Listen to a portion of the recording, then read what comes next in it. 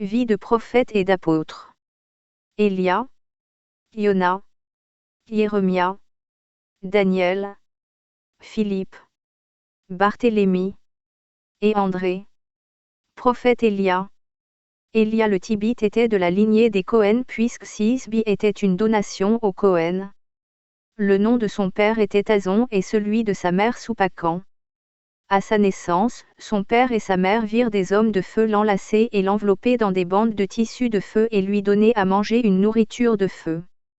Azon son père partit à Jérusalem pour le rapporter aux Cohen qui lui dirent, « N'aie crainte, car il demeurera dans la lumière et son zèle sera accepté devant le Seigneur et son autorité sera un décret immuable. » Quand Élia prit de l'âge, il mit de côté les plaisirs du monde, il mit des vêtements de peau et se retira habiter dans le désert, vivant du célibat et d'austérité, vénérant le Dieu vivant avec sainteté, avec un travail incessant. Il arriva dans cette période qu'Ahab, le fils de Amri, de la tribu d'Éphraïm, régnait sur 10 tribus d'Israël et prit pour femme Jézabel, la fille de Jubal, roi des Sidoniens, un homme incroyant, un infidèle et un idolâtre. En premier, Ahab était un homme croyant, mais sa femme, experte de sorcellerie, le trompa et le fit se tourner vers l'idolâtrie. Il avait un peu de considération aux 2 veaux d'or qui étaient dans Dan et dans Bethsol et avaient été fabriqués par le roi Jéroboam, le fils de Nebat, mais il ajouta à ses péchés et construit dans Samarie un autel pour Béol. Étant lui-même séduit, il fut la cause que 10 tribus tombèrent dans l'idolâtrie. Il se choisit 850 prêtres de Béol, 400 mangeaient à la table du roi, et 400 mangeaient à la table de Jézabel. Quand Élia entendit ceci, il vint du désert jusqu'au mont Carmel et partit se battre contre Héreb. Héreb appela Ézon le Béthélite et lui ordonna de construire la ville de Jéricho que Josué avait ruinée puis avait maudit les constructeurs, car c'était une forme de géhenne.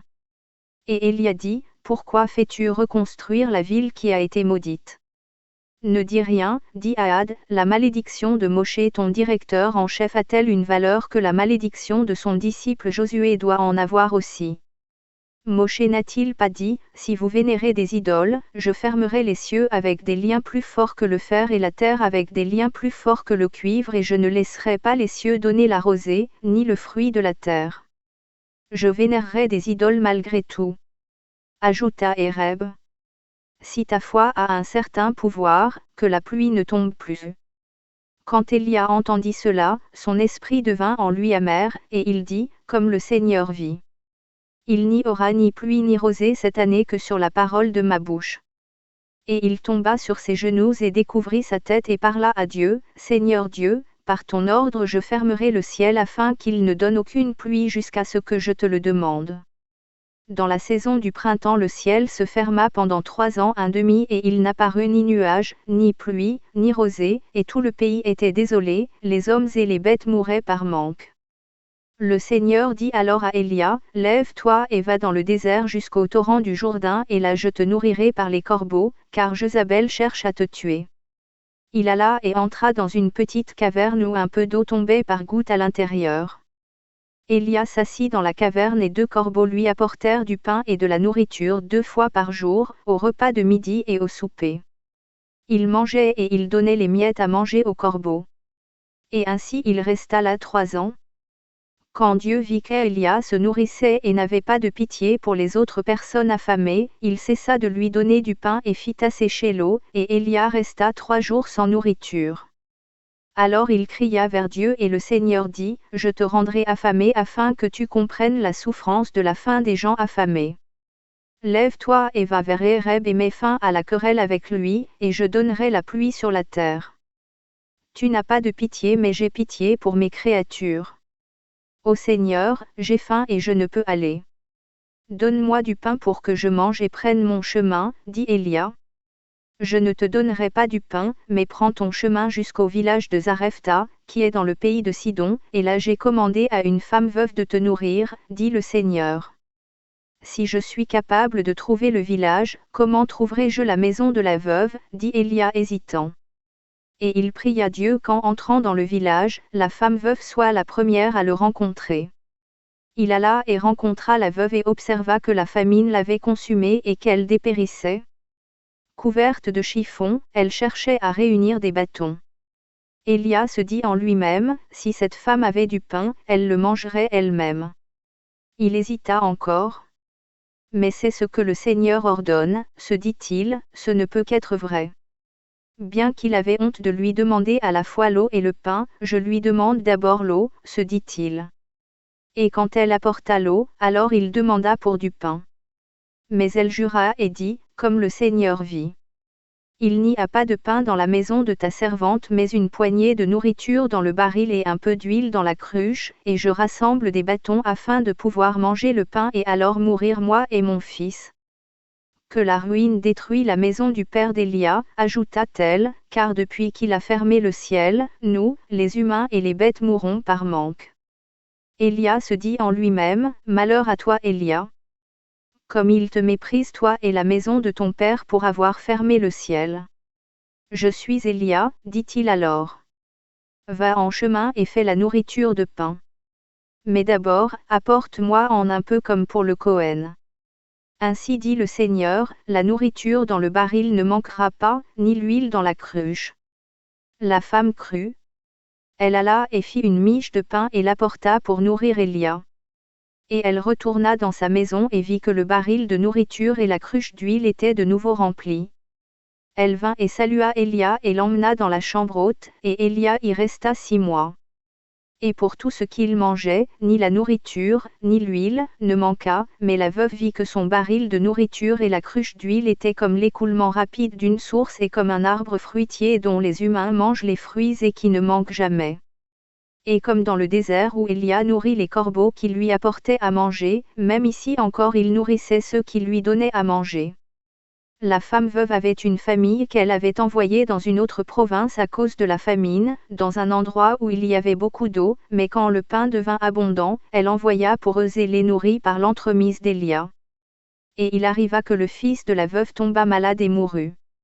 Elle lui fit le reproche et dit, tu es entré dans ma maison pour rappeler le souvenir de ma méchanceté, et pour cela c'est comme si tu étais la cause de la mort de mon fils. Ô Seigneur, dit Élia, tu as affligé et tué son fils et elle me le reproche. Donne-moi ton fils, dit-il à la femme. Et il prit l'enfant mort et le porta dans la chambre haute et l'étendit sur son propre lit et respira en lui 3 fois, implorant Dieu de laisser l'âme de l'enfant revenir dans son corps. Et il le fit revenir à la vie de nouveau. Il appela alors la femme veuve et lui rendit son enfant vivant. Et la femme dit, maintenant je sais que tu es vraiment un homme de Dieu. Il est dit que l'enfant qu'Élia fit revenir en vie était le prophète Yona, et ainsi par Élia le nom de Dieu devint célèbre parmi les gentils et le vrai pouvoir divin fut connu de tous. Mais la maison d'Ahab ne savait pas qu'Élia était là, aussi le Seigneur lui dit, prends ton chemin et montre-toi à Héreb, et j'enverrai sur la terre. Il n'avait pas peur de Jézabel mais alla d'abord se montrer à Obadiah, un des capitaines de 50. d'Ahab, qui était sorti de la ville et marchait sur les rives des rivières et des ruisseaux pour trouver de l'herbe pour les bêtes, pour les chevaux et les mules. Et Élia dit à Obadiah, prends ton chemin pour dire ma venue à ton roi. Pourquoi me rendre coupable de mort devant le roi? Moi ton servant, je crains le Seigneur. Et Obadiah lui parla des 100 prophètes qu'il nourrissait et comment il les avait cachés secrètement dans une cave durant la famine, et quand Jézabel sut comment il les avait déplacés dans une autre plus profonde. Obadiah lui parla aussi des 100 prophètes que Jézabel assassina. Ne sois pas inquiet, dit Élia entendant cela, je vengerai le sang des prophètes en détruisant les prêtres de Béel. Mais toi, va parler au roi. Il n'y a aucun village, ni ville où le roi ne t'a pas cherché mon Seigneur, et si je vais maintenant et dis, voici Élia est ici, et que par hasard l'Esprit te prenne et te porte dans un autre désert, comme le lit du torrent, je deviendrai menteur et coupable de mort, dit Obadiah. Comme le Seigneur vit, je ne fuirai pas, ni me cacherai. Mais toi, va et dis-lui, dit Élia. Alors Obadiah prit son chemin jusqu'au roi et dit, voici, Élia est ici. Quand le roi entendit cela, ses esprits furent inquiets et allèrent trouver Élia. Et même s'il l'honorait en allant rencontrer le prophète, il le méprisait par les paroles qui sortaient de sa bouche. Et quand il vit Élia, il dit, D'où viens-tu, ô destructeur de la maison d'Israël? Tu m'appelles de ce nom, mais c'est toi et la maison de ton père les destructeurs, dit Élia. Le roi commença alors à plaider pour donner la pluie sur la terre. Et il répondit, mais envoie réunir tout Israël au mont Carmel. Et quand ils furent réunis ensemble, il dit, Pourquoi avez-vous deux opinions? Si le Seigneur est Dieu, suivez-le, mais si Béol est Dieu, suivez-le. Que ceux qui appartiennent au Seigneur viennent vers moi. Ajouta-t-il. Et 7000 jeunes hommes vinrent alors en disant, Nous vénérons Dieu. Nous ne vénérons pas Béol, ne l'avons pas adoré ou embrassé. Nous sommes avec toi pour la vie ou la mort. Nous avons notre vie dans nos mains pour aller avec toi, dirent-ils. Élia dit au roi et au peuple, Offrons des sacrifices, chacun de nous un taureau. Si le feu du ciel ne descend pas sur notre sacrifice, que ma tête et celle des 7000 soient coupées. Si le feu descend sur mon sacrifice, remettez en mes mains les prêtres de Béol pour que je les tue, alors je libérerai le ciel et donnerai la pluie sur terre. Qu'il en soit ainsi, dirent-ils. Ils firent serment et jurèrent, et le roi et le peuple étaient d'accord ensemble.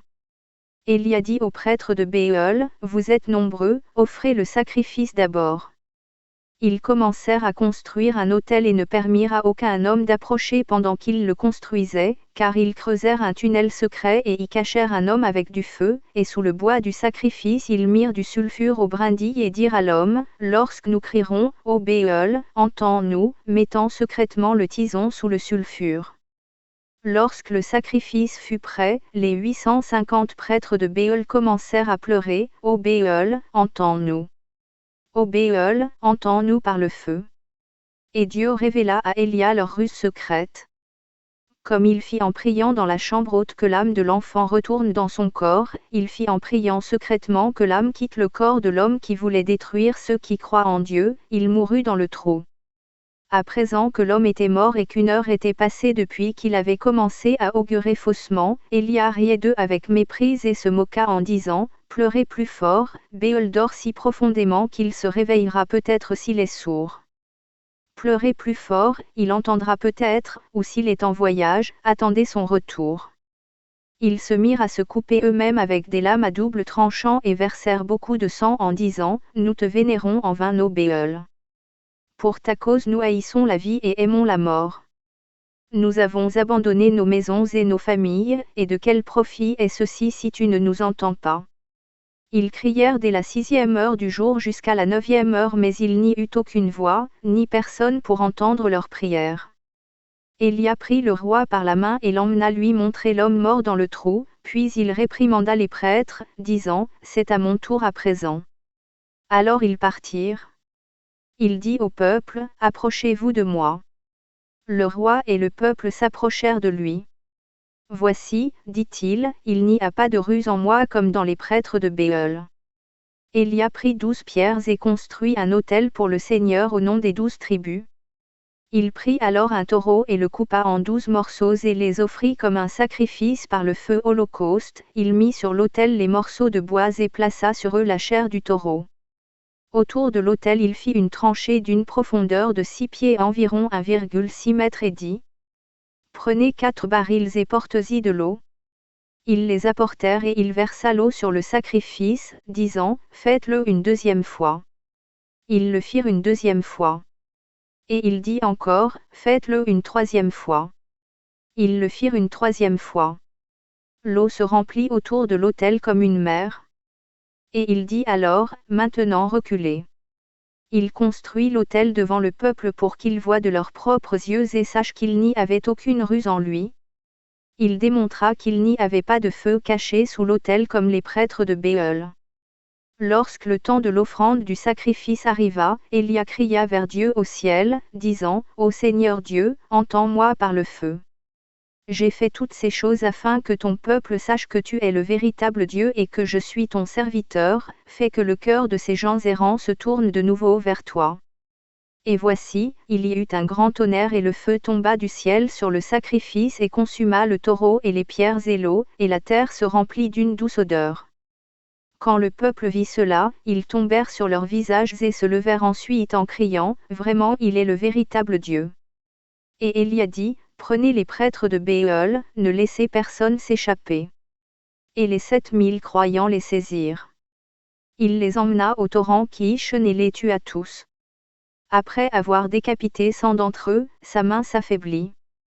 Les croyants vinrent et coupèrent leur tête en tenant la main d'Élia. Il tua ainsi les 800 prêtres de Béol.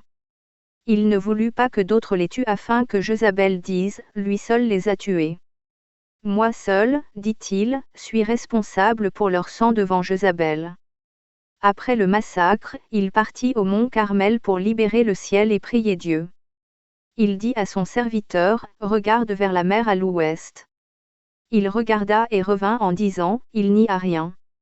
Monte 7 fois pour voir encore, dit Élia.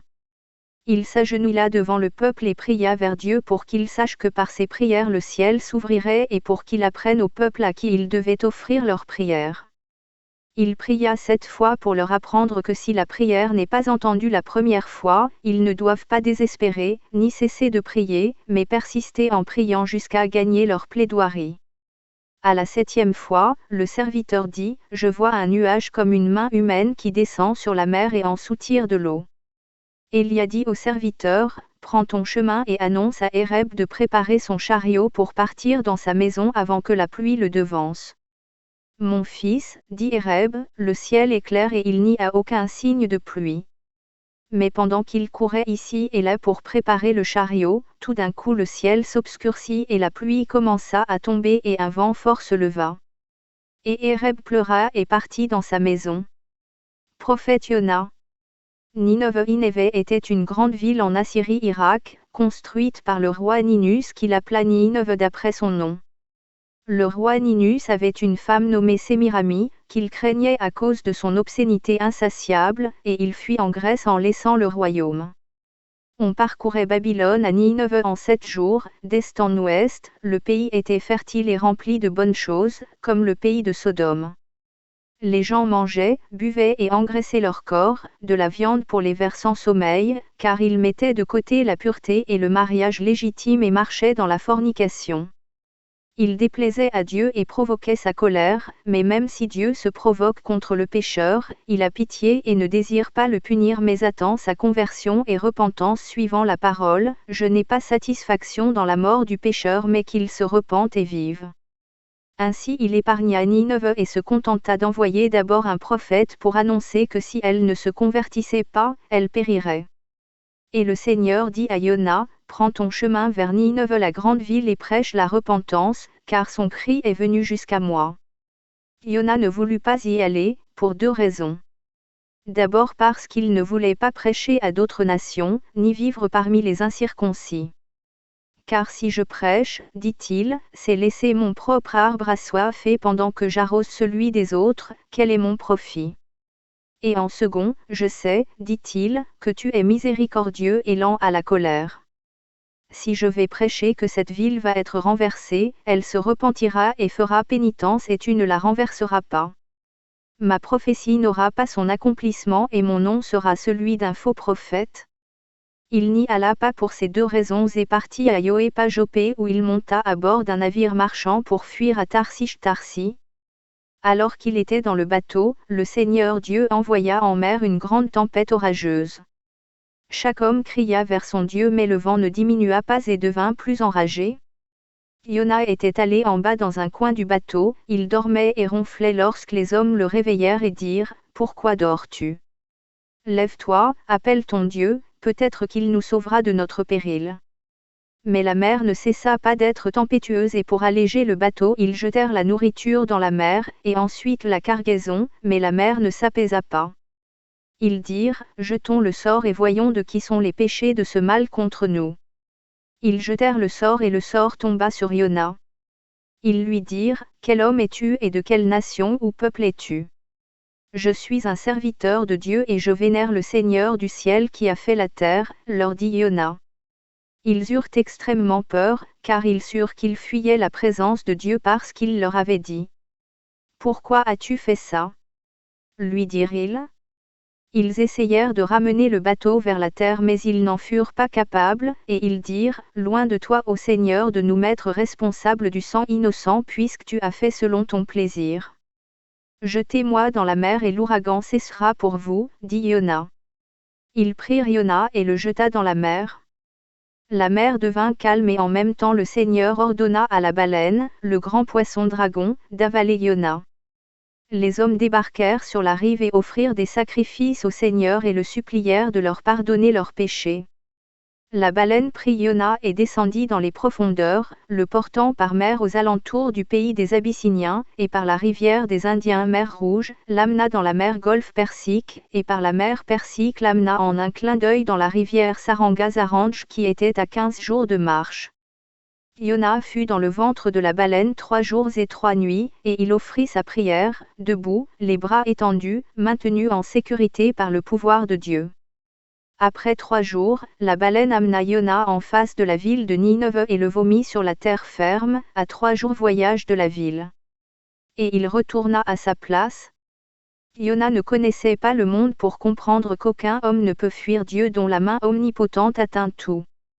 La parole de Dieu vint à Yona une deuxième fois, disant, « Lève-toi, prends ton chemin vers Nineve la grande ville et là-bas prêche la repentance. » Yona avait parcouru 3 jours de voyage et il commença à prêcher. Il atteint la grande ville, ensemble de villes qui comprend Ninive, Rirobensière, Calak Genèse. 10, 11.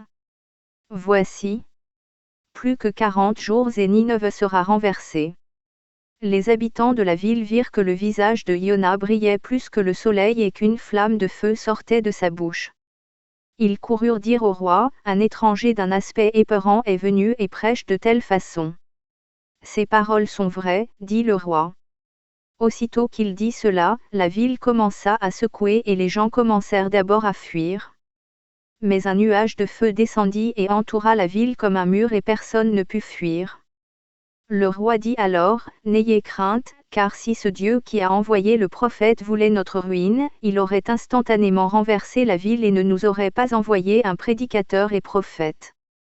Mais il nous l'a envoyé dans le but de nous avertir par la prédication du prophète, de nous repentir de notre péché et faire pénitence. Si nous nous séparons de nos péchés, Dieu détournera sa colère de nous. » Il fut publié à travers Nineve par le roi et ses nobles que personne, homme ou femme, vieillard ou enfant, ne devait goûter aucune nourriture pendant 3 jours, ni donner la pâture aux bêtes, ni les mères allaiter les enfants. Et tous se mirent des sacs de jute, le roi, les nobles et toute la ville. Mais le nuage s'obscurcit et s'emplit de tonnerres qui causèrent des éclairs de foudre. Les hommes commencèrent à s'encourager l'un l'autre, disant, « Dieu est miséricordieux et bon envers l'humain. Il n'abandonne pas ses créatures. Quand sera la venue du dernier jour lorsque notre ville sera renversée? » Demandaient les enfants à leur mère. Dieu est compatissant et miséricordieux, il n'abandonne pas ses servants, répondaient les mères en donnant ainsi grand espoir aux enfants. Prie vers Dieu, qu'à travers la miséricorde pour ta cause nous puissions aussi être sauvés, disaient à leurs fils les parents. Peut-être que Dieu détournera de nous sa colère, dirent-ils tous en se tournant vers Dieu avec leurs cœurs et se repentant de leur malfaisance. Ils frappèrent leur poitrine en pleurant et gémirent au milieu de la noirceur. Yona sortit de la ville à travers le nuage de feu sans subir de mal. Il s'assit face à la ville pour regarder sa fin et il était satisfait à penser que la ville sera renversée et que sa prophétie se réaliserait. Mais pendant 3 jours et 3 nuits, ceux qui habitaient dans la ville ne se voyaient pas l'un l'autre, hommes et bêtes, par le jeûne, la repentance, les larmes et la pénitence, ils détournèrent d'eux les graves sanctions de la colère divine. Et après 3 jours, le nuage fut retiré et la secousse cessa, le soleil brilla de nouveau et la peur de la mort et la tristesse furent retirées, les hommes commencèrent à glorifier Dieu et lui offrir des remerciements. Yona fut affligé et le soleil frappa sur sa tête jusqu'à ce qu'il s'évanouisse. « Es-tu très affligé, dit Dieu à Yona. N'est-ce pas ce que j'ai dit, dit Yona, quand j'étais encore dans mon propre pays? Car je sais que tu es miséricordieux et compatissant qui se repent du malheur des hommes. » Mais le Seigneur était satisfait de condamner la cruauté de cœur en la personne de Yona. Au matin suivant, une courge germa et grandit, faisant de l'ombre au-dessus de la tête de Iona, qui s'assit sous son ombre et fut soulagé un bon moment de son grief. Quand le jour prit fin, le jour suivant, par l'ordre de Dieu, un ver de terre lacéra la courge qui flétrit et de nouveau la chaleur frappa sur sa tête qu'il s'évanouit. Et Iona dit, « Il vaut pour moi mourir que de vivre comme ça. » « Es-tu si affligé à cause de la courge, dit le Seigneur à Iona. Je suis très affligé parce qu'elle était mon réconfort, dit Iona. Tu as eu pitié de la courge, dit le Seigneur, pour laquelle tu n'as même pas labouré une heure, qui est venue dans une nuit et a péri la nuit suivante. Si la perte d'une courge, dit le bienfaiteur Dieu, te cause autant de troubles et griefs, comment alors ne devrais-je pas épargner la grande ville Nineve où sont plus de 6 fois 20 000 personnes qui ne peuvent discerner leur main droite de leur main gauche, de autant de troupeaux? Devrais-je punir les pécheurs, dit le Seigneur, pourquoi ne devrais-je pas épargner les innocents enfants? Tu es en colère à cause de la perte d'une courge, combien plus devrais-je m'affliger de la perte de mes créatures? Alors Iona s'attendrit. Ceux qui habitaient Nineve et qui échappèrent au châtiment par la pénitence, attendaient le prophète et le vénérèrent en l'honorant comme un dieu. Le prophète habita parmi eux 6 mois. Quand il lui plut de partir, ceux qui habitent la ville lui dirent, « Tu es notre éclaireur, notre lampe brûlante et soleil, ne nous laisse pas, ne nous quitte pas, de peur que les ténèbres du péché et de l'incroyant reviennent autour de nous. Si tu n'es pas heureux de vivre avec nous, prends-nous avec toi. » Mais il n'était pas content de rester avec eux, ni de les prendre avec lui, sous prétexte soi-disant d'annuité du pays. « Le pain de votre pays est annuel, dit-il. Tout homme qui en mange est saisi de coliques et ne peut être secouru. » Alors ils pleurèrent et allèrent après le prophète sur son chemin pour lui envoyer affection, estimant heureux la nation et le peuple d'Israël. Le prophète ne voulait pas les prendre avec lui de peur que les Syriens connaissent leur disgrâce, c'est-à-dire la séparation et les dissensions du peuple d'Israël. Et Iona n'alla pas dans sa terre natale mais il prit sa mère et partit séjourner dans la terre d'Ishmaël. Car, dit-il, de cette façon j'enlèverai mon reproche pour avoir menti en prophétisant contre la ville de Nineve. Sa mère mourut en chemin et il l'ensevelit près du chêne à Rougel en Rogel. Prophète Irmia du livre de Baruch. Quand les Chaldéens se préparèrent à assiéger Jérusalem, le Seigneur parla à Irmia et dit, « Irmia mon élu. Prends ton chemin hors de la ville, toi et Baruch le lecteur, car je vais laisser les fils d'Israël être emmenés captifs à cause de la multitude de leurs péchés. Dépêche-toi de sortir avant que les Chaldéens arrivent. Pourquoi, ô Seigneur, dit Irmia, livres-tu cette ville élue entre les mains des Chaldéens et que le roi et ses troupes se vantent en disant, nous avons vaincu la ville sainte de Dieu? Ne le fais pas, ô Seigneur. Que nous soyons vaincus entre tes mains si tu es très choqué contre nous. Ni le roi ni ses troupes ne pouvons entrer dans la ville jusqu'à ce que j'ouvre sa porte. Va et dis-le à Baruch, et à minuit montez sur les murs et je te montrerai que sans moi ils ne peuvent prendre la ville. » Irmia se leva et courut vite vers Baruch lui dire toutes ces choses. Ils partirent ensemble pour entrer dans le temple du Seigneur et déchirèrent leurs vêtements et jetèrent de la poussière sur leurs têtes, ils pleurèrent grandement et sans dehier. À la 6e heure de nuit, ils allèrent sur le mur et entendirent tout à coup le son d'une trompette et virent des anges descendre du ciel, tenant dans leurs mains des lampes allumées, qui firent cercle autour des murs. Irmia et Baruch dirent, « Nous reconnaissons à présent la parole que tu as dite est la vérité. » Levant les yeux au ciel, ils dirent, « Nous voyons à présent que tu as livré cette ville aux mains de ton ennemi. Que nous ordonnes-tu de faire des vases précieux, vases de manne, le vase d'huile d'onction sacrée du service de ton temple? Vous-même prenez-les, dit le Seigneur. Couvrez-les sous terre et dites, entends ô toi, terre, la voix de ton Créateur, prends la garde des vases saints du temple du Seigneur jusqu'à la venue du bien-aimé. Dis-moi ce que je ferai d'Abimélec et Bédmelec l'Éthiopien à qui je suis reconnaissant pour m'avoir sorti de la fosse de boue, je suis malheureux qu'il voie la destruction de ta ville sainte et s'afflige. Envoie-le au village d'Agrippa et je le cacherai jusqu'à ce que je fasse revenir le peuple de la captivité dans la ville, dit le Seigneur. Et toi, prends ton chemin à la suite du peuple dans Babylone, mais laisse Baruch rester dans cette ville et je prendrai soin de lui. Après avoir dit ça, le Seigneur monta au ciel, Irmia et Baruch allèrent au sanctuaire de Dieu et prirent les vases destinés au service du temple et les cachèrent sous terre. La terre les avala immédiatement. Ensemble ils se lamentèrent grandement. Au matin, Irmia dit à Abimélec, prends ton chemin vers le village d'Agrippa par la route des montagnes en prenant un panier de fruits, et apporte-moi des figues vertes pour les gens qui sont malades, car la main du Seigneur te couvrira. Abimélec partit avec le panier de fruits comme Irmia l'instruit. Voici, les troupes des Chaldéens arrivèrent et formèrent un cercle autour de la ville de Jérusalem. L'ange du Seigneur sonna la trompette et dit, voici, les portes ont été ouvertes pour vous troupes de Chaldéens, allez dans cette ville prendre en captivité tout le peuple de Jérusalem. Irmia courut et ferma le temple du Seigneur. Il prit les clés, sortit de la ville et les jeta en direction du soleil et dit en pleurant, prends avec toi la garde des clés du temple du Seigneur jusqu'à ce que le Seigneur les demande, car nous ne sommes pas dignes de les garder.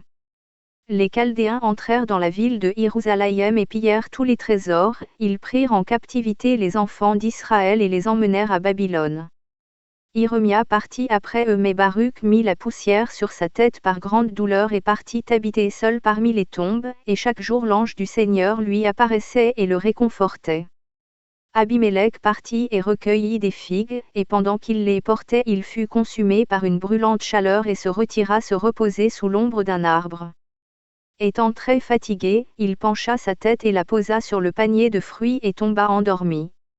Et il resta endormi 66 années suivant l'ordre du Seigneur Dieu, il ne se réveilla pas aussi longtemps que les enfants d'Israël demeurèrent à Babylone.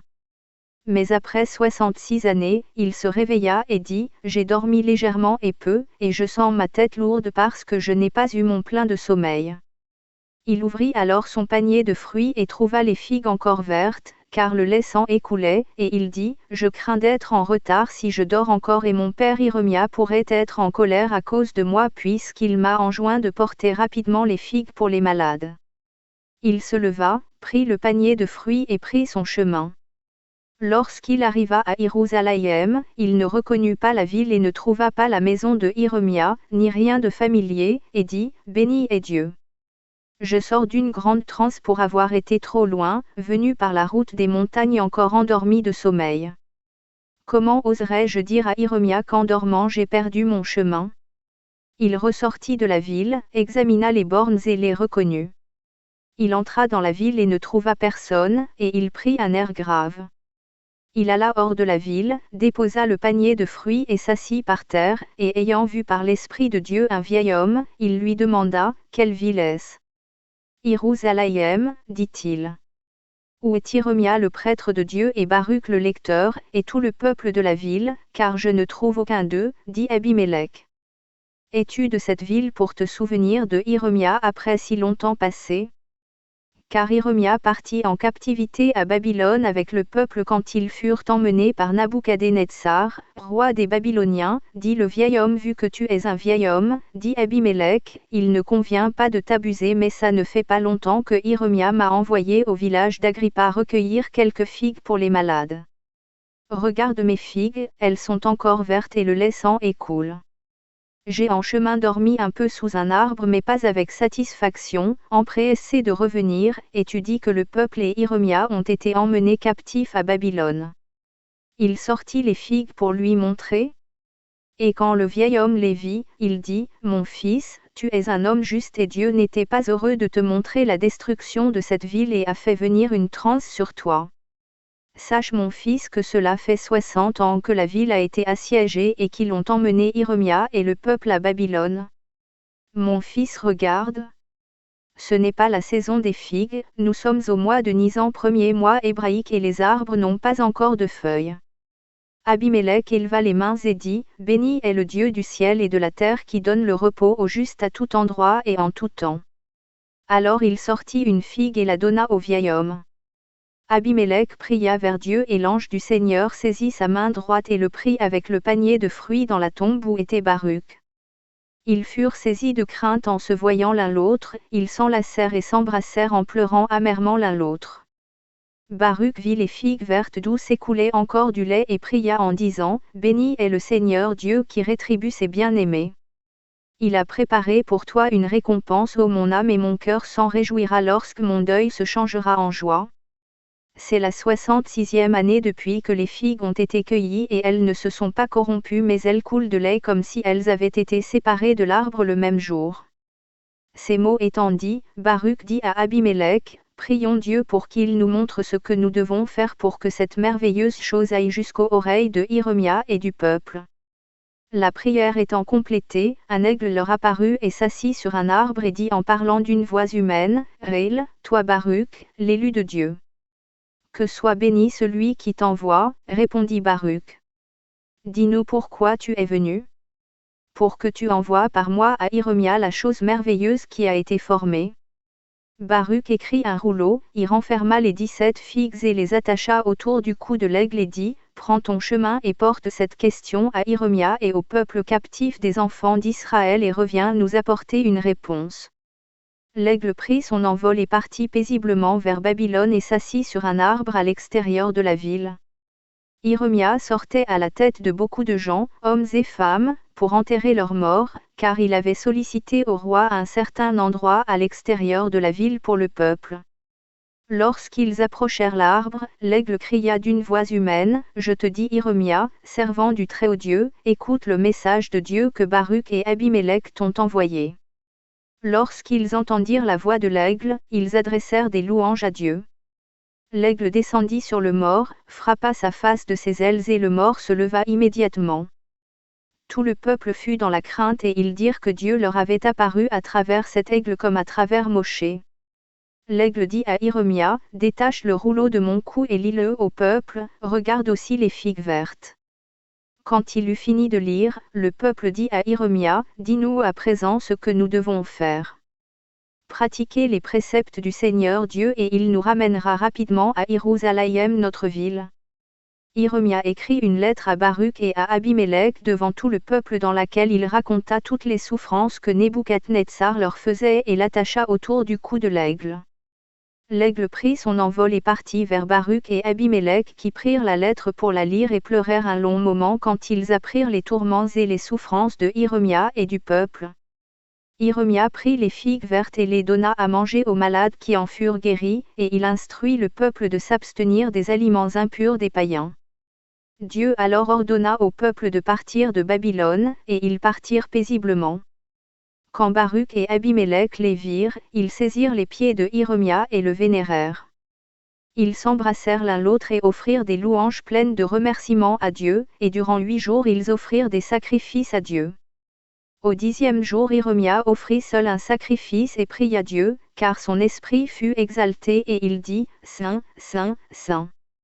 Lumière de vérité qui m'a éclairé quand je suis venu vers toi. Aussitôt qu'il dit ça, il tomba par terre sur son visage comme mort.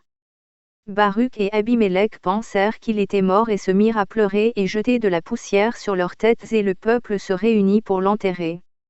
Mais une voix vint vers eux et dit, Ne l'enterrez pas vivant. Ils le laissèrent 3 jours ainsi. Quand Hiromia rouvrit ses yeux et se leva, il dit d'une voix forte, Rendez gloire à Dieu et à son Messie bien-aimé, notre éveilleur. Car il est une lampe qui ne s'éteint pas et la foi de vie qui viendra sur la terre après 275 années et quelques jours. Il est l'arbre de vie qui était planté au milieu du jardin, qui rendra fertiles les arbres qui ne portent pas de fruits. Il fera que le Jourdain devienne blanc comme laine et comme neige, il accordera sa bénédiction aux îles continents qui porteront des fruits par les paroles qui sortiront de la bouche du Messie. Il entrera et sortira et choisira 12 messagers pour répandre les bonnes nouvelles parmi les païens. Celui que j'ai vu est distingué par mon Père et viendra rassasier les affamés sur terre. Quand le peuple entendit ces paroles, ils furent en colère et dirent, Ce sont les paroles d'Ézéa le fils d'Amos lorsqu'il parla et dit, J'ai vu Dieu et un fils. Ne le tuons pas comme nous avons tué Ézéa, mais lapidons-le. Baruch et Abimélec étaient remplis de nombreux griefs, et ils désiraient entendre les mystérieux secrets qu'il avait vus. Hiromia leur dit, Ne pleurez pas et ne soyez pas affligés, car ils ne me tueront pas avant que je vous ai tout dit. Il ajouta, Apportez une grande pierre. ils lui apportèrent et Irmia leur dit, Ô Seigneur Dieu, lumière de la connaissance véritable, rayon sans ombre, entends-moi et fais de cette pierre un homme à ma ressemblance jusqu'à ce que je dise à Baruch et Abimélec tous les mystères que tu m'as révélés. Par ordre de Dieu la pierre devint un homme à la ressemblance de Irmia et le peuple commença à jeter des pierres à la pierre en pensant que c'était Irmia lui-même. Irmia dit tout et Baruch l'écrit dans son livre. Puis Irmia alla et s'immobilisa parmi le peuple. Et la pierre éleva sa voix et dit, Fou insensé, enfant d'Israël. Pourquoi me lapidez-vous? Voici, Irmia se tient parmi vous. Et la pierre devint une fois encore une masse de pierre. Quand le peuple vit Irmia, ils coururent tous vers lui et le lapidèrent. Irmia fut mis à mort par eux le premier jour de mai. Baruch et Abimélec l'ensevelirent et mirent la pierre sur sa tombe en y écrivant, Cette pierre est venue aider Irmia. Après quelque temps, Nephtali, un roi d'Alexandrie, déplaça les os de Irmia autour des murs de la ville en Alexandrie et ensevelit avec honneur chacun de ses os, tous les crocodiles qui meurtrissaient les choses moururent et ceux qui virent les merveilles donnèrent gloire à Dieu. Amen. Étant garçon, Irmia reçut l'appel d'être un prophète mais il refusait d'obéir en disant, Ô Seigneur, je ne peux pas aller comme prophète vers Israël, car depuis Israël n'a pas souhaité tuer ici un prophète. Il cherchait à lapider Moshe et Aaron, ils se sont moqués d'Élia le Tisbite à cause de ses cheveux longs en disant à Élisha, Montre-toi tête chauve. Non, je ne peux pas aller vers Israël, je ne suis rien qu'un garçon. J'aime la jeunesse pour son innocence, dit Dieu. Je l'appelais garçon quand je sortais Israël d'Égypte et je parlais de lui comme un garçon quand je pensais avec affection à Israël. Ne dis pas alors que tu n'es qu'un garçon mais va, quel que soit le parcours où je t'envoie. À présent, ajouta Dieu, prends la coupe de la colère et que les nations en boivent. Irmia posa la question quel est le pays qui devait boire la coupe de colère en premier? La réponse de Dieu fut, en tête de toutes les nations terrestres, Jérusalem doit boire en premier, puis les villes de Juda. Quand le prophète entendit cela, il commença à maudire le jour de sa naissance. Je suis comme le grand Cohen qui doit administrer l'eau amère à une femme soupçonnée d'adultère, dit-il. Quand il approche la coupe de la femme, voici, il aperçoit sa propre mère. Et moi, alors que je suis appelé et choisi à prophétiser, ô mère Sion, je vois maintenant que mon message est présage de ton malheur, non pour annoncer ton salut et ta prospérité. Prophète Daniel. Son grand attachement au judaïsme se manifesta dès sa jeunesse. Lorsqu'il était à la cour royale, il refusait de prendre le pain, le vin et l'huile des païens même si ce contentement n'était pas interdit par la loi. Cette importante position à la cour du roi Nabuchodonosor était gardée au prix de nombreuses épreuves pour ses compagnons Anania, Michel, Ezraï et lui, car de multiples ennemis les enviaient et cherchaient leur ruine. Dès sa jeunesse Daniel donna signe de sagesse lorsqu'il identifia 2 pécheurs âgés d'avoir témoigné faussement contre Susanna, aussi bienfaisante que belle. Trompé par de faux témoins, le tribunal avait condamné Susanna à mort. Interpellé par un puissant appel, Daniel apparut parmi le peuple en proclamant qu'une erreur avait été faite et demanda de réouvrir le procès. Et il en fut ainsi. Daniel contre-interrogea les témoins lui-même, l'un après l'autre, en leur adressant les mêmes questions, et leurs réponses ne s'accordaient pas avec l'autre. Les faux témoins furent condamnés par le tribunal et subirent le même châtiment qu'ils voulaient infliger à leurs victimes. La haute estime que Daniel eut auprès de la cour date au temps où il interpréta le rêve de Nabuchodonosor alors que le roi avait dit aux astrologues et magiciens, « Je connais mon rêve mais je ne veux pas vous le dire sinon vous inventeriez n'importe quoi et prétendrez que c'est l'interprétation du rêve.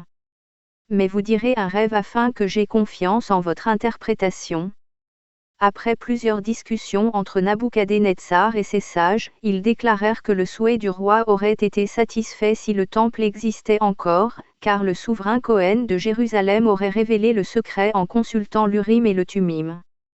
À l'instant même le roi se mit en colère contre ces sages qui lui avaient conseillé de détruire le temple bien qu'il devait savoir l'utilité qu'il aurait eue pour le roi et l'État. Il ordonna de les exécuter, mais leur vie fut sauve par Daniel qui raconta le rêve du roi et donna son interprétation. Le roi était rempli d'admiration devant la sagesse de Daniel et lui donna les honneurs divins. Daniel refusa cet extravagant traitement parce qu'il ne souhaitait pas être l'objet de vénération idolâtre. Il quitta Nabuchodonosor afin d'échapper aux marques de l'honneur dont il se fit revêtir et se réfugia à Tibéria où il construit un canal et fut chargé de pouvoir par le roi pour les apports en fourrage des troupeaux de Babylone. Apôtre Philippe. Livre de la prédication de Philippe, apôtre de Jésus. En ville d'Afrique, dans la paix du Seigneur, Amen. Les messagers étaient ensemble, réunis sur le mont des Oliviers, et qu'ils récitaient entre eux les commandements du Seigneur, lorsque le Seigneur Jésus leur apparut et dit, « Que la paix soit avec vous mes bien-aimés. Pourquoi êtes-vous assis, pourquoi ne sortez-vous pas du monde pour leur annoncer la nouvelle du royaume? Voici à présent, faites 12 lots du monde et jetez le lot entre vous pour aller y prêcher. » Il leur donna la paix et disparut vers le ciel en gloire devant eux. Ils jetèrent les lots et le lot de Philippe sortit pour aller au pays d'Afrique. Il ne tarda pas à partir et il dit, « Ô Cépha mon frère, le Seigneur a dit d'aller chacun de nous dans un pays et je voudrais que tu viennes avec moi dans mon lot. » Et il accepta. Tandis qu'ils voyageaient ensemble, le Seigneur leur apparut et dit, « Que la paix soit avec vous ô mes messagers élus. Allez prêcher à toute l'humanité afin de les soustraire de la main de Satan. Je vous dis en vérité de travailler à cela jusqu'à les faire revenir du péché à la connaissance de la vérité, je vous dis en vérité votre récompense sera grande et vous obtiendrez le repos sans souvenir du labeur. » Après avoir parlé avec eux, il leur donna la paix et disparut en gloire devant eux. Leurs cœurs furent encouragés quand ils reprirent leur chemin. Les disciples approchaient la ville lorsqu'un homme possédé d'un esprit impur les rencontra et se mit à crier, « Ô disciples du Messie, vous ne pouvez pas entrer dans la ville. » Cépha sut que c'était l'esprit d'un démon et il le disputa sur l'heure, le démon sortit de lui et l'homme guéri suivit les disciples vers la ville. Quand ils approchèrent la porte de la ville sur laquelle était très grand pilier, Cépha pria le Seigneur, « Je te prie ô mon Seigneur Jésus de jeter cette porte par terre avec ce grand pilier au-dessus afin que je l'atteigne et place dessus ma main. » Aussitôt la porte et le pilier du dessus s'immobilisèrent et se mirent au même niveau que le sol. Cépha Pierre ordonna à l'homme guéri de l'esprit impur de monter en haut du pilier pour dire ce qui lui est arrivé afin que la crainte vienne sur le peuple de la ville. L'homme monta sur le pilier au-dessus de la porte. Et Cépha dit, « Dans le nom de mon Seigneur Jésus, par lequel tu es venu jusqu'à nous en t'immobilisant dans la terre, retourne comme tu étais. » La porte s'éleva sur le champ ainsi que le pilier du dessus et reprirent leur hauteur, et l'homme cria d'une voix forte, « Ô hommes habitant cette ville! Assemblez-vous à l'endroit où sont les disciples du Seigneur Jésus pour qu'ils vous bénissent et puissent prier pour que vos péchés soient pardonnés. » Quand l'homme debout sur le pilier eut parlé ainsi, il y eut tonnerre et éclair. Les gens de la ville tremblaient de peur et s'enfuirent dans le creux des cavités et les îles bancs de sable, mais où qu'il aille, l'éclair les suivait et plusieurs hommes et femmes moururent par les éclairs de foudre et les sons du tonnerre. Et l'homme s'écria, « Venez là où je suis. » Et la foule se rassembla vers lui et ils virent les deux disciples ayant leurs mains étendues, faisant des supplications vers Dieu. Ils tombèrent leurs visages par terre et leur firent obéissance. Ils disaient en pleurant, « Ô servants de Dieu, nous vous supplions de nous dire votre volonté et quel sacrifice devons-nous vous apporter. Nous vous supplions d'arrêter cette terreur du tonnerre sur nous. » Les deux disciples supplièrent le Seigneur pour leur cause, recherchant pour eux le pardon. Le tonnerre et la foudre cessèrent et l'homme s'arrêta de parler. La porte et le pilier du dessus revinrent comme ils étaient et l'homme descendit d'en haut. Quand la foule vit que l'homme restait silencieux et que ces choses épeurantes étaient terminées, ils dirent, « Cet homme est un Dieu. »« Tu es un Dieu et nous ne le savions pas. » Crièrent-ils d'une seule voix. « Je ne suis pas un Dieu, je suis un homme comme vous, » répondit l'homme. « Le Saint-Esprit a parlé par ma bouche par ordre de ses vrais disciples. Mais approchez-vous des disciples Cépha et Philippe, sachez que vous serez sauvés si vous écoutez tout ce qu'ils vous diront. » Ils se levèrent et vinrent vers les disciples, embrassèrent leurs pieds, et leur dirent, « Qui êtes-vous? Lequel des dieux vénérez-vous? » leur dit Philippe. Nous vénérons la statue d'un homme, dirent-ils. Allez me l'apporter, leur dit Philippe.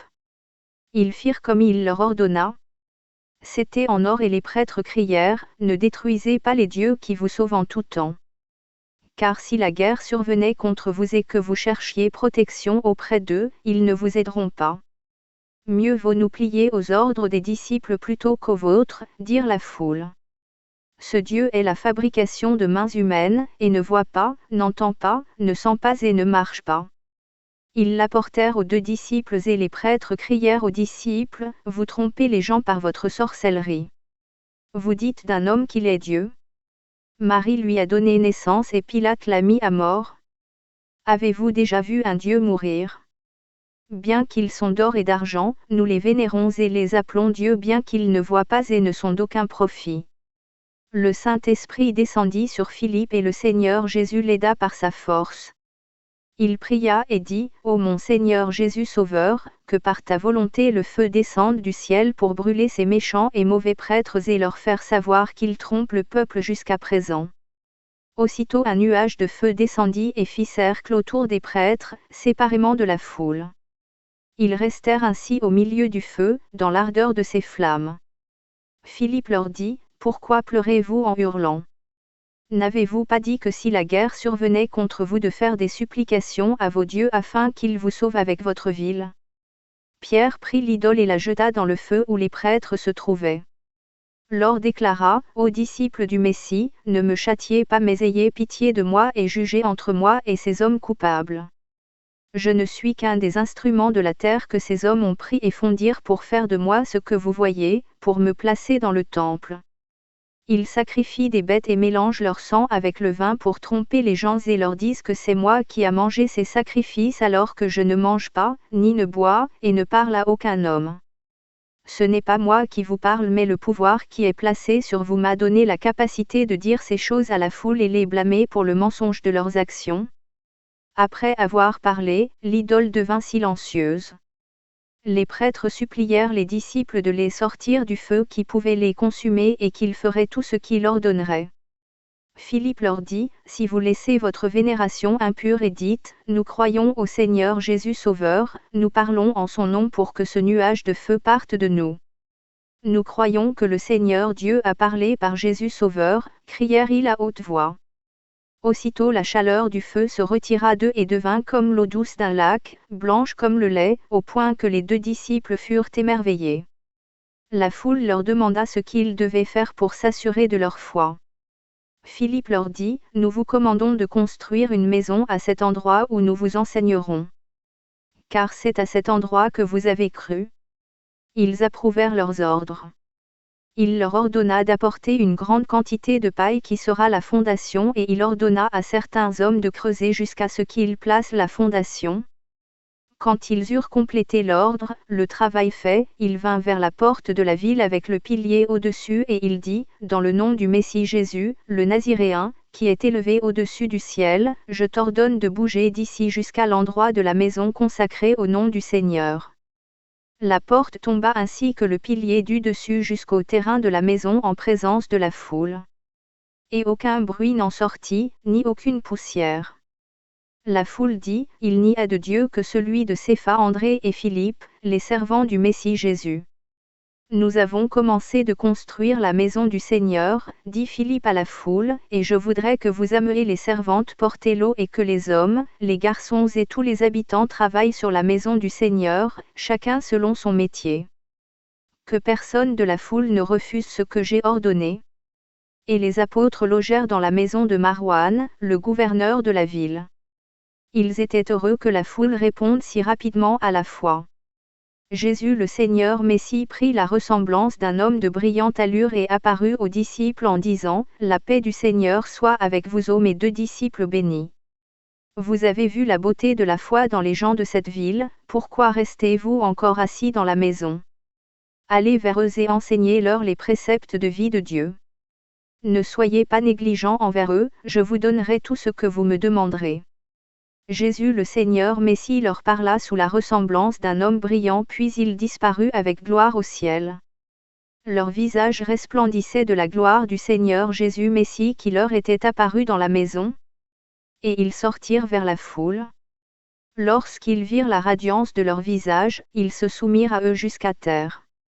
Ils les bénirent et les relevèrent pour les enseigner et les confirmer dans la foi du Seigneur Jésus Sauveur. Ils leur commandèrent de ne pas retourner dans leurs péchés d'avant.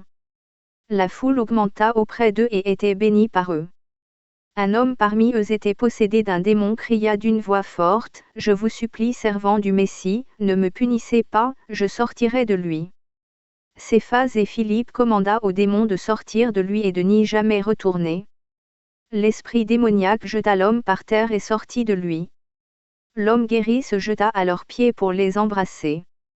Ils assemblèrent ensemble la foule vers ce lac qui était le nuage de feu encerclant les prêtres. À ce moment le nuage de feu s'était échangé en eau. Ils les baptisèrent dans le nom du Père, du Fils et du Saint-Esprit et les disciples dirent à la foule, « Dieu vous a pardonné vos péchés faits sans connaissance. Commencez à devenir dignes du royaume du ciel par de bonnes actions et de bonnes choses éternelles. Nous te remercions, ô Dieu. » Crièrent-ils à voix haute, Dieu de Céphas et Philippe, pour avoir eu pitié de nous, pour la compassion envers nous. Les deux disciples consacrèrent la maison. La foule s'y assembla dans la joie et l'allégresse pour écouter les paroles de Dieu. Philippe leur lisait la loi et les prophètes et Céphas leur expliquait avec l'Esprit du Seigneur Jésus Messie. Ils se tenaient dans la sainte prière, et l'ayant terminé, ils permirent à chacun de la foule de s'approcher pour recevoir l'honneur du corps de la foi et leur donner la paix. Ils restèrent avec eux 6 jours pour leur enseigner les préceptes du Seigneur, jusqu'à ce qu'ils les connaissent. Après avoir prêché les préceptes de Dieu à la foule, les avoir rendus dignes de recevoir les saints mystères, ils appointèrent pour eux des prêtres et servants. Et ils sortirent du milieu d'eux, faisant leurs adieux en donnant gloire à Dieu, émerveillés des miracles accomplis par le nom Jésus, le Seigneur Messie. Gloire et honneur au Père, au nom du Père, du Fils et du Saint-Esprit. Amen. Apôtre Barthélemy. Livre de Barthélemy de la prédication du message béni dans la ville des Oasis, dans la paix du Seigneur Jésus. Alors que les disciples s'étaient assemblés et divisés entre les villes du monde, il arriva que le lot de Barthélemy était d'aller dans la terre des Oasis pour prêcher parmi eux le nom de Jésus le Seigneur Messie. Il dit à Céphas le chef des apôtres, « Ô mon frère, je ne suis jamais allé dans cette ville et je ne connais pas la langue de ce peuple. Je te supplie de rester avec moi pour m'y emmener et que sa volonté se fasse connaître. Je n'irai pas seul avec toi mais avec la compagnie, dit Céphas. J'ai reçu l'ordre du Seigneur de conduire chacun à sa ville. » Céphas se leva avec Barthélemy et ils partirent ensemble chercher la ville des Oasis. Ils voyagèrent dans le désert et rencontrèrent un homme riche qui avait avec lui des esclaves et 10 chameaux. Quand Céphas et Barthélemy les virent, ils se réjouirent et allèrent à sa rencontre en disant, « Paix soit sur le Seigneur des chameaux. »« Paix sur vous, leur dit-il. »« Ô toi homme, vers quel pays voyagez-vous avec ces chameaux ? » ?»« Vers la ville des Oasis, dit l'homme. »« Fais-nous une faveur, emporte-nous avec toi pour nous amener dans la ville, lui dit Céphas. »« Pour quelle raison vous amènerai-je jusque-là si vous n'avez rien à vendre, dit le Seigneur des chameaux. »« Nous n'allons pas vendre ou acheter, dit Céphas, nous sommes des servants d'un bon maître qui se nomme Jésus. Il a choisi 12 hommes et nous a enseigné des préceptes et mis dans nos mains la guérison de toutes les maladies. Il nous a commandé d'aller aux alentours et jusqu'aux pays les plus éloignés pour y annoncer son nom et enjoindre les gens de ne pas continuer dans leurs erreurs mais de se tourner vers lui afin qu'il pardonne leurs péchés et les rendre dignes pour le royaume de Dieu. Aussi nous cherchons à entrer dans la ville pour leur apporter les préceptes que notre Maître nous a enseignés, qu'ils les écoutent et abandonnent leurs actions d'avant et se repentent afin de vivre à jamais. » Quand l'homme entendit ce discours, il leur dit, « Si vous êtes des amis de Jésus, celui dont vous parlez, nous ne vous laisserons pas entrer dans notre ville parce que nous avons entendu que vous éloignez les gens en séparant les femmes de leurs maris, en disant que si un homme ne vit pas dans la pureté il ne peut voir Dieu. Je reviens justement de chez un ami qui m'aimait beaucoup, car quand il me voyait venir vers lui, il se réjouissait grandement, mais cette fois il n'a pas levé sa tête pour m'accueillir à cause du chagrin qu'il avait. Quand je lui ai demandé quelle était la cause, il m'a dit qu'il était en peine depuis 10 jours concernant sa femme, car certains de notre peuple sont venus dans la ville et ont commandé au peuple tout ce que vous avez dit, et sa femme a suivi leurs discours et a abandonné son mari. J'ai peur pour moi-même si je vous emmène dans ma ville et que vous enseignez au peuple ce que votre maître vous a commandé. Ma femme croira en vos paroles et ne m'écoutera plus, elle se séparera de moi. Quand ils entendirent cela de lui, ils étaient très peinés et se résolurent à partir. Barthélemy dit à Cépha, « Conseille-moi, que ferons-nous pour réussir à entrer dans la ville ?» Je te conseille, dit Cépha, mais je crains que tu rencontres une grande difficulté dans cette affaire et que tu dises, c'est le conseil de Cépha. Mais c'est ton lot, et par la volonté du Seigneur Jésus Messie qui désire le salut de tout homme, je ne me séparerai pas de toi jusqu'à ce que je t'y amène. Lève-toi, ô frère bien-aimé, lui dit Barthélemy, le Seigneur nous aide. Déguisons-nous en saignant nos reins et devançons cet homme sans qu'il le sache, et quand il nous aura rejoints, demandons-lui de nous emporter sur ses chameaux jusqu'à la ville. Et s'il se demande quelle est notre affaire, dis, cet esclave m'appartient, je le vendrai là. Et s'il te dit, quelle est son aptitude? Dis, vigneron. Et quand je serai entré dans la ville que le Seigneur m'a confiée pour y parler, je ferai ce qu'il me commandera. La vue que tu as est bonne, dit Cépha, et ils firent comme ils s'étaient entendus et précédèrent le trajet de l'homme jusqu'à ce qu'il arrive à eux. Et Cépha lui dit, « Ô toi bon homme, amène-nous avec toi sur ces chameaux jusqu'à la ville des oasis. » Et quelle y est votre affaire? Je souhaite aller vendre ce garçon qui m'appartient, lui dit-il. Quand l'homme entendit son discours, il se réjouit grandement et brida les pieds de ses chameaux et lui dit, « C'est un jour béni, car je suis parti de chez moi depuis plusieurs jours, moi et ceux qui sont avec moi avec ces chameaux, pour chercher un garçon que je puisse acheter. Mais je n'en ai pas trouvé un et Dieu vous a fait passer près de moi. » Dit-il. « Dis-moi quelle est son aptitude afin que je te l'achète et t'en donne le prix. » Il est redresseur de vignes malades, dit Cépha, et habile dans leur culture. J'en recherche un comme ça, dit l'homme, car j'ai plusieurs vignobles et je veux qu'il en soit le chef. Ils se mirent d'accord l'un l'autre sur le prix de 30 dinars. L'homme paya Cépha qui lui remit Barthélemy. Et l'homme dit, viendras-tu avec moi dans ma maison?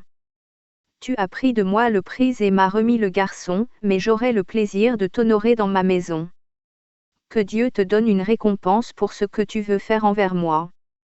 Fais-le envers ce garçon et ne le fatigue pas trop mais sois gentil envers lui et tu louas grandement le résultat.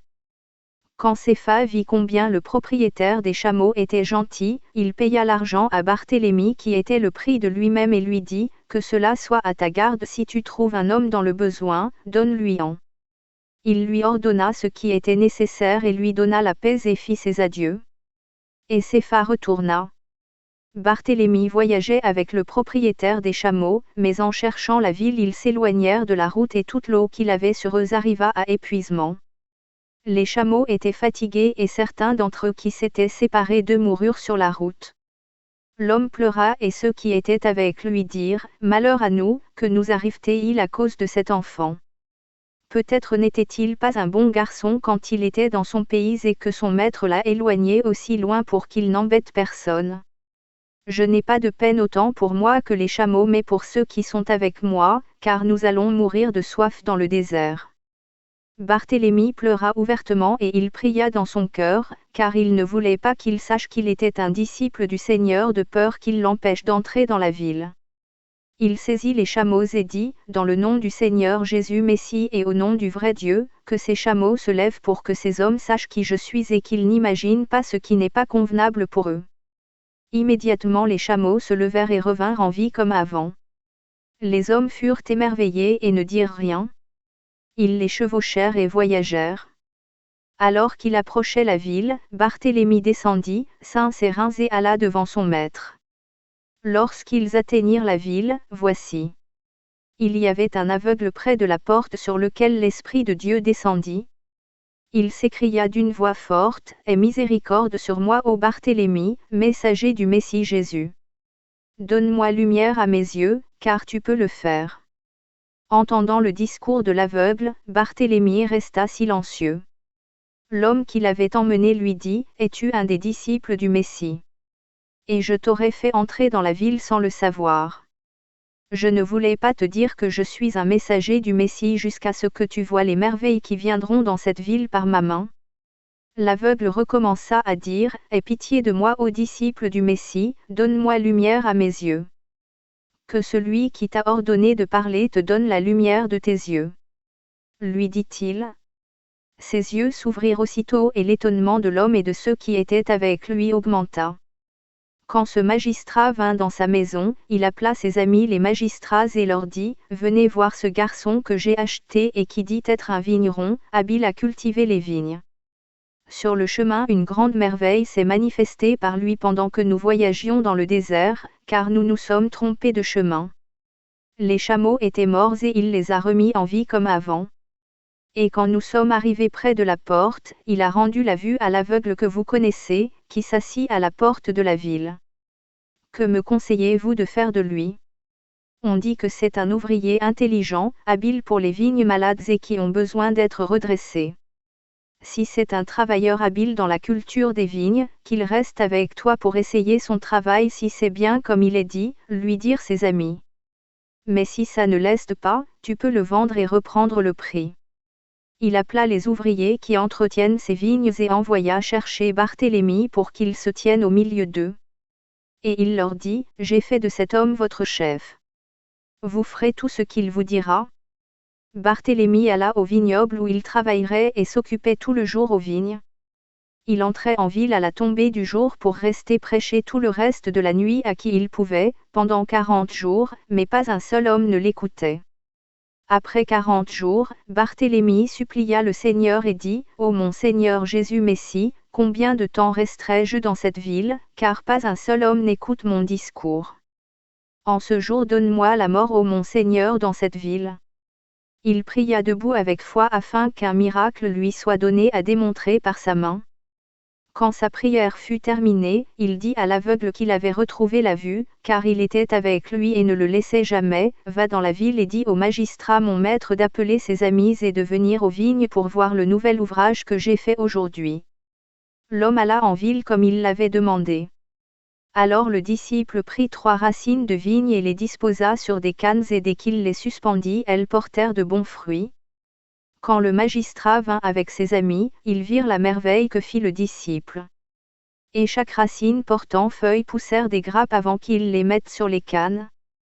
Ils se jetèrent par terre devant le disciple et le vénéra, disant, « Ô notre Seigneur, qui es-tu ? Es-tu Dieu qui apparaît sur terre ? Dis-nous lequel des dieux tu es afin que nous apportions une offrande en sacrifice.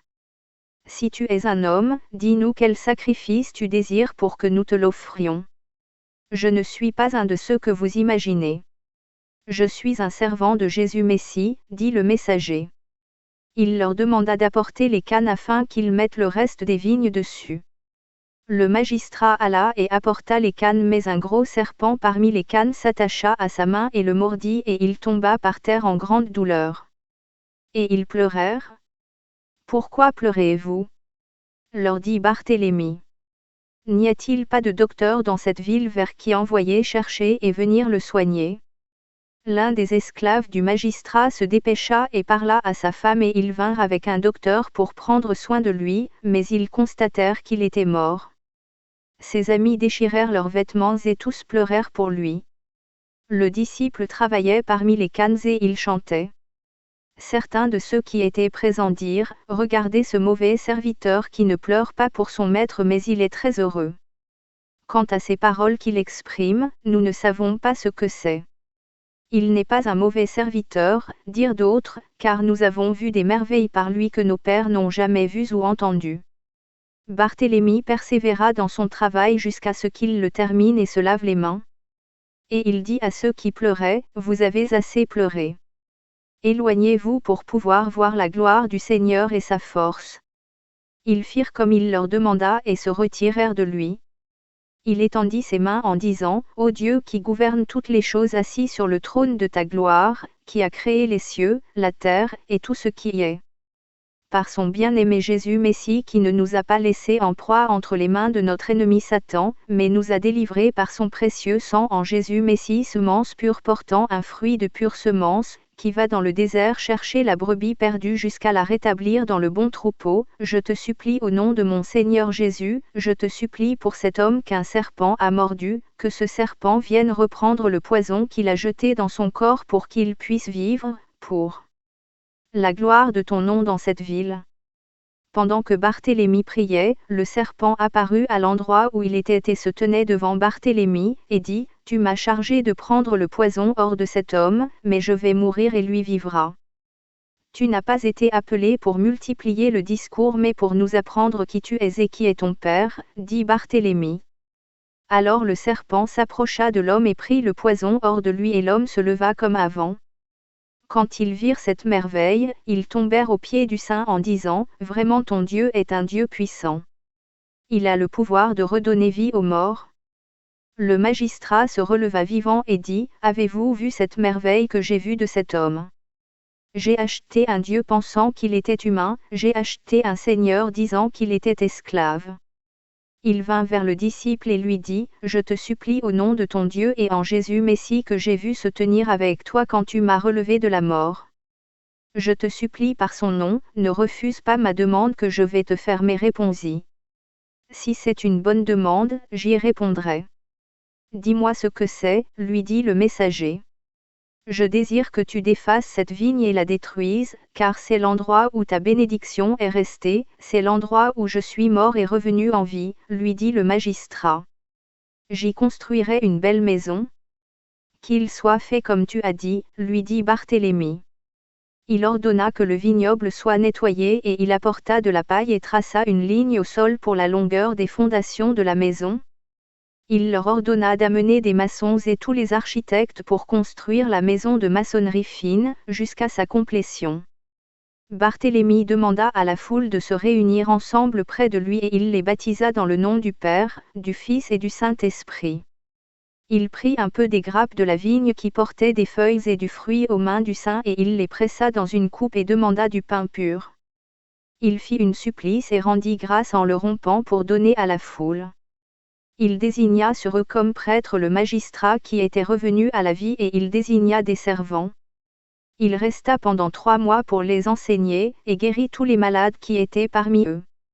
Ils lui souhaitèrent de voyager en paix, disant, « Il n'y a pas de Dieu que le Dieu de Barthélemy le messager du Messie Jésus qui t'a envoyé vers nous pour nous libérer de nos fautes. » Il quitta la ville des Oasis et voyagea vers la ville d'Andinus pour y prêcher dans le nom du Sauveur. À Dieu soit la gloire et l'honneur à jamais. Apôtre André. Prédication du message béni dans les villes kurdes par André, au nom du Créateur Dieu, le vivant, le parlant. La prédication du message béni du Messie Jésus, de l'apôtre André, qui a pris place dans les villes des Kurdes et à Lydda dans la paix du Seigneur. Amen. Quand les disciples sortirent dans le monde annoncer la nouvelle du royaume du ciel, le Seigneur leur apparut et leur parla en disant, « Que la paix soit sur vous ô mes frères bien-aimés, héritiers du royaume. Sachez que je ne me séparerai jamais de vous et que je vous fortifierai. » Il se tourna vers Matthias et lui ordonna d'aller dans la ville des cannibales et que son frère André aille prêcher à Lydda, lui et son disciple Philémon, le fils de Philippe. « Car j'y ai plusieurs personnes que j'ai choisies, leur dit-il. Sois avec nous ô Seigneur à chaque endroit où tu nous ordonnes d'aller, répondirent les disciples. Le Seigneur leur donna la paix et monta au ciel pendant qu'ils le regardaient. Alors Cépha partit à l'endroit où le Seigneur l'avait instruit. Matthias demanda à André d'accepter ses disciples, Rufus et Alexandre, de venir avec lui à Tintaran. André et Philémon partirent à Lydda. Philémon avait une voix mélodieuse comme pas une et il avait appris la sagesse par la force du Saint-Esprit qui résidait sur lui. Personne parmi les disciples était supérieur à lui en sagesse, à part Cépha et Ioan. Quand les disciples se réunissaient ensemble, ils choisissaient ces 2 hommes pour venir réciter les louanges et faire entendre la mélodie de leur voix. André partit avec Philémon à Lydda, où une moitié de la ville avait cru par l'intermédiaire de Cépha, et l'autre moitié était restée aux incroyants. André arriva à Lydda à la maison des Naziréens venus en joie avec des branches d'arbres dans leurs mains. Il entra dans l'église, s'assit sur le siège et demanda à Philémon de monter au pupitre réciter l'hymne d'Alléluia que la congrégation répéterait après lui. Quand les prêtres païens entendirent la voix de la foule, ils se dirent l'un l'autre, « Que se passe-t-il en ville aujourd'hui ? Un messager du Messie Jésus est dans la maison des Naziréens pour les enseigner, leur ordonnant de rejeter les dieux et ne pas se présenter au temple, » répondirent-ils. Ils prirent leurs épées et surgirent dans la maison pour les entendre insulter leurs dieux et les tuer. Ils entendirent la voix mélodieuse de Philémon qui lisait et qui leur disait, « Les dieux des nations sont d'or et d'argent, fabrication de mains humaines, qui ont des yeux mais ne voient pas, des oreilles mais n'entendent pas, des nez mais ne sentent pas, des pieds mais ne marchent pas, ils ont des bouches mais ne parlent pas et ceux qui les vénèrent sont comme eux. » Quand les prêtres entendirent ces choses par la bouche de Philémon et de sa voix mélodieuse, ils pleurèrent et entrèrent dans la maison pour embrasser les pieds de Philémon.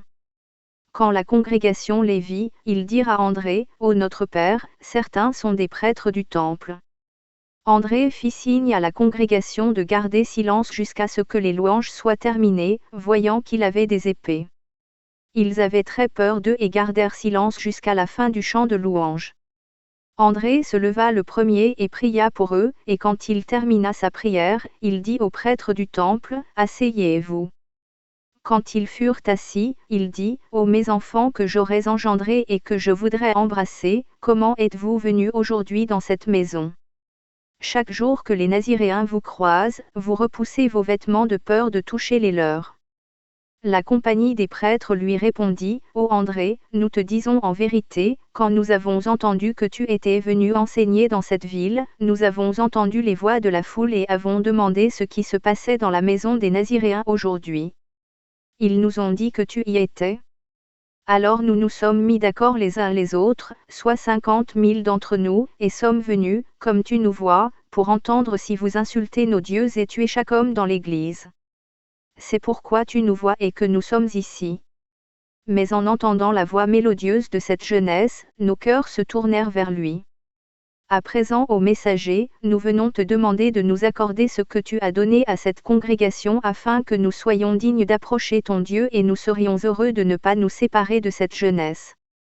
Quand André entendit cela, il embrassa la tête de Philémon et dit, « Tu es celui en vérité à qui l'Esprit Saint a souvent parlé par la voix mélodieuse qui rassemble la foule à lui. En vérité tu es digne d'être appelé sauveur des âmes, comme le Seigneur a changé nos noms et fait d'autres pour nous, qu'il soit ainsi pour toi. » Quand André vit la congrégation qui le pressait, il leur demanda d'aller dans un endroit plus grand et ils partirent au bord de la mer. André dit en réponse aux croyants, « Que ceux parmi vous qui désirent plaire à Dieu, viennent et soient immergés par ma main. » La foule vint et il les baptisa tous dans le nom du Père, du Fils et du Saint-Esprit, le Dieu unique.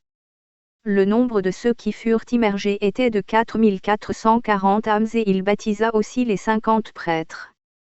Alors Satan vint dans la ville et trouva 2 jeunes hommes qui jouaient, l'un d'eux était le fils de Joanne, le cheik de la ville, et l'autre était le fils d'un noble de la ville. Pendant qu'ils jouaient, le fils de Joanne frappa l'autre d'un coup et le jeune homme tomba mort aussitôt. Son père saisit Joanne et lui dit, « Livre-moi ton enfant pour que je le tue comme il a tué mon fils, sinon je te livrerai au gouverneur Rufus pour que tu sois tué à la place de mon fils que ton fils a tué. » Joanne pleura à grandes larmes en présence de la foule, et la foule lui dit, « Si tu avais besoin d'argent, nous aurions payé pour toi, mais c'est ta vie qui est demandée. » « Je ne désire pas votre or, ni argent, leur dit Joanne, mais que vous donniez un gage de ma présence jusqu'à ce que j'aille à Lydda chercher André pour qu'il vienne et le relève des morts. » La foule donna un gage au père du jeune homme qui accepta leur parole, puis il s'assit et pleura son fils. Joanne alla à Lydda vers André l'apôtre du Messie Jésus pour venir et lui rendre son fils vivant. Joanne alla vers André et le trouva baptisant la foule. Il s'effondra en lui faisant soumission et dit, « Aie pitié de mon vieil âge et ne me laisse pas mourir. »« Crains Dieu, » lui dit André en le relevant. « N'aie pas peur et dis-moi ce qui t'arrive. » Il lui raconta son infortune et André lui répondit, « Je ne peux pas aller avec toi en ce moment parce que je baptise cette foule.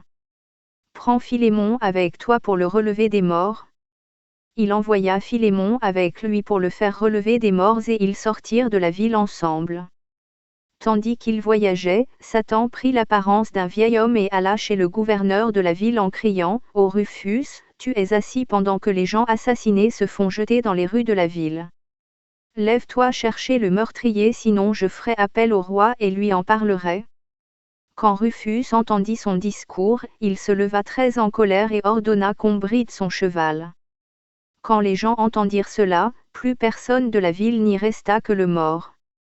Ayant quitté André, Joanne et Philémon trouvèrent à leur arrivée la foule en dehors de la ville. Ils dirent à Joanne, « Tu as été long à revenir et nous avons peur, car voici, le gouverneur a pris la ville en captivité. » « Alas! Que dois-je faire ?» dit Joanne en larmes, « le mort n'est pas enterré. » « Ne pleure pas, répondit Philémon, j'irai le relever. »« Ne va pas dans la ville sinon le gouverneur te tuera. » lui dit la foule. « Je ne peux contrarier mon maître, dit Philémon. Mais j'irai et je le relèverai comme mon maître a ordonné. Asseyez-vous à vos places, et si vous entendez que j'ai été tué, envoyez mon maître pour qu'il vienne me relever, moi et le mort. » Philémon entra dans la ville. Arrivé où était le gouverneur, il s'écria, « Ô Rufus, gouvernes-tu cette ville pour en faire une ruine? Où sont les gens de la ville? Ne sont-ils pas venus à ta rencontre à ton arrivée? » À ce discours, le gouverneur voulait que ses soldats se saisissent de lui pour le pendre sur la place du châtiment, et il leur dit, « C'est peut-être lui qui a tué le mort que le sang ne veut pas laisser en paix. » Les soldats se saisirent de Philémon et le placèrent sur la place du châtiment. « Au gouverneur Rufus, dit Philémon, ne me torture pas, car je suis un enfant. Je ne mérite pas de condamnation, car je n'ai pas péché. Je suis comme notre père Adam lorsqu'il était au paradis avant que Ève sorte de son côté. Où est mon maître André pour qu'il voie ce qui est fait à son disciple? Ô toi gouverneur, n'as-tu pas de pitié dans ton cœur, car tu vois bien que je suis un enfant? N'as-tu pas d'enfant pour avoir pitié de moi? Comme tu aimes ton fils, mon père aussi m'aime. » Il tourna son visage vers les soldats et leur dit, « N'y a-t-il personne qui soit miséricordieux pour avoir pitié de moi et aller à Lydda dire à mon maître André que son disciple a été placé à la torture? » Les soldats pleurèrent en entendant cela, à cause de la mélancolie de son discours. « N'y a-t-il aucun oiseau dans cette ville, dit-il, que j'enverrai à Lydda vers André mon maître pour qu'il vienne et que je le voie avant de mourir? » Et quand il dit ça, plusieurs oiseaux s'assemblèrent autour de lui et lui parlèrent comme ils faisaient à Noah il y a longtemps. Ils lui dirent, « Nous sommes ici, lequel d'entre nous veux-tu envoyer? » Un petit moineau s'approcha de lui et dit, « Je suis plus léger de poids qu'eux, j'irai et te ramènerai ton maître. » « Tu es un fornicateur, lui dit Philémon, tu ne te dépêcheras de revenir, car dès que tu rencontreras une poule de ton espèce, tu t'arrêteras avec elle et ne te dépêcheras pas de revenir. » Le corbeau se leva et lui dit, « J'irai. » « La première fois que tu as été envoyé, lui dit Philémon, tu n'es pas revenu faire ton rapport à Noah qui t'avait envoyé, je ne t'enverrai pas. » Il appela la tourterelle et lui dit, « Ô toi noble race que Dieu a appelée gentille au-delà des autres oiseaux, qui est revenu à Noah avec des nouvelles alors qu'il était dans le bateau au temps du déluge et que le juste a béni. Va à Lydda vers André mon maître et dis-lui, viens voir ton disciple Philémon, car il est placé à la torture. André viendra, sois fort. » Lui répondit la tourterelle. « D'ailleurs il est là et il entend tes discours. » Entendant cela, Rufus se leva avec hâte et détacha Philémon de la torture de ses propres mains, et lui dit, « Vraiment s'il y avait 10 meurtriers dans cette ville, j'arrêterais d'enquêter sur eux à cause de toi. » Quand Satan sut que Rufus avait cru, il convoqua ses armées et leur dit, « Rufus a cru alors qu'il était notre ami et que toute la ville ne croit pas en lui. J'ordonne que l'un d'entre vous aille dans la maison de Rufus pour saisir sa femme et la rendre enragée par la perte de ses sens pour la pousser à attacher ses enfants et les tuer. » Et aussitôt Satan fit ce qu'Iblis ordonna, il alla dans la maison du gouverneur, rendit la femme enragée et la poussa à tuer ses enfants. Quand les serviteurs surent ce qu'elle avait fait, ils vinrent ensemble se saisir d'elle et la mirent dans un endroit sécuritaire. Ils envoyèrent dire à leur maître l'état de sa femme et le meurtre de ses enfants. Le gouverneur dit à ceux qui étaient autour de lui, si la maison tombe sur eux et que tous ceux dans la cour sont morts, je ne pardonnerai pas cet enfant. Le gouverneur Rufus vint vers Philémon et lui dit, Ô mon Seigneur, n'as-tu pas entendu ce que ce messager a dit? Je te demande de venir avec moi dans ma demeure, car je n'irai pas si tu ne veux pas venir. Finissons ici d'abord ce que nous sommes venus faire, dit Philémon, et après nous irons dans ta maison. Philémon appela la tourterelle et lui dit, Va dans la maison de Rufus et dis à ceux qui sont dans sa maison, ne faites rien dans ma maison jusqu'à ce que je sois présent. La tourterelle partit porter le message et quand la foule vit la tourterelle parler, ils s'émerveillèrent grandement. Philémon demanda au gouverneur d'envoyer ramener les gens de la ville et qu'ils puissent relever le mort. Le gouverneur envoya ses soldats ramener la foule et à leur approche ils partirent ensemble à l'emplacement du mort et trouvèrent André dans la ville. Philémon lui dit, Ô mon maître, viens pour que le mort se relève. Vraiment c'est par ton intermédiaire qu'il se relèvera, lui dit André. Philémon alla près du mort, se mit sur ses genoux, et supplia le Seigneur, Ô Seigneur notre Dieu, écoute-moi, toi le bon berger qui nous laisse pas en proie aux mains de l'ennemi mais nous délivre par son sang pur. Je suis ton servant, écoute-moi, par ton immense miséricorde je demande que ma prière soit entendue et que ce mort se relève par le pouvoir de ton nom. Il releva sa tête et se mit debout en disant d'une voix forte, dans le nom du Naziréen et Messie Jésus, ô mort lève-toi. Et aussitôt le mort se releva. La foule vit le mort se relever en vie et leur foi au Seigneur Jésus s'accrut grandement. Philémon rapporta à André l'état de la femme du gouverneur et son acte sur ses enfants. Tous ceux qui étaient présents allèrent avec André et Philémon dans la demeure de Rufus et les veuves et les orphelins les suivirent dans l'espoir de recevoir des aumônes. Entré dans la maison du gouverneur, André trouva le fils entouré d'une grande compagnie de gens qui pleuraient et la tourterelle près de sa tête. André dit à la tourterelle, Quel âge as-tu? 60 ans, dit-elle. Parce que tu as écouté la voix de mon disciple Philémon, va au désert et il te sera accordé de partir libre de servir des gens du monde, car aucun homme parmi les humains n'aura de pouvoir sur toi. Et elle partit au désert comme il lui ordonna. André appela le mort et dit, Au nom du Sauveur Jésus qui nous a envoyés dans le monde annoncer son saint nom, relève-toi vivant. Aussitôt le mort se leva et s'inclina devant André. Il le releva et lui dit, Crois en Dieu ô mon fils. J'ai cru, dit-il. Je te demande ô mon père André de me permettre de dire ce que j'ai vu. Parle, lui dit-il. Le garçon dit à son père, Ô mon père, si tu donnais la moitié de ce que tu possèdes aux orphelins, aux veuves et aux pauvres, tu rendrais d'une certaine manière ce qui revient au don de Dieu qui habite avec toi. Car ce que tu donnes aux nécessiteux, tu le donnes à toi-même. Sache ô mon père que dans l'heure où ma mère s'est soulevée contre moi pour me tuer, il y eut un grand bénéfice pour nous.